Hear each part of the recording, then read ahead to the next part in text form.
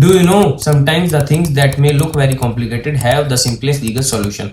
Hello everyone, I am Advocate Tushar Verma. From today itself, we are taking 30 days law challenge in which every day I will explain you the real life situation and give you the exact legal solution for it. So आज है इस series का day 1 जिसमें हम समझेंगे कि अगर case के बीच में कोई भी पार्टी मर जाती है तो क्या ऐसे केस में उसके मरने से केस वहीं खत्म हो जाता है। चलिए इसको समझते हैं। क्रिमिनल केस में रूल सिंपल है, क्रिमिनल लायबिलिटी पर्सनल होती है। अकॉर्डिंग टू बीएनएसएस अगर किसी एक्यूज्ड की केस के बीच में डेथ हो जाती है तो ऐसे केस में उसकी लायबिलिटी या केस वहीं अबैट हो जाता है, मतलब केस वहीं खत्म हो जाता है, लायबिलिटी ट्रांसफर नहीं होती।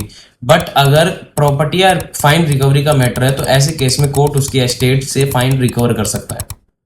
बट सिविल केसेस में सिविल लायबिलिटी अलग होती है। According to order 22 of the CPC अगर प्लेंटिफ या डिफेंडेंट की डेथ हो जाती है तो ऐसे केस में केस वहीं अबैट नहीं हो जाता। ऐसे केस में उनकी लीगल रिप्रेजेंटेटिव या हेयर्स को पार्टी बनाया जाता है और केस कंटिन्यू करता है।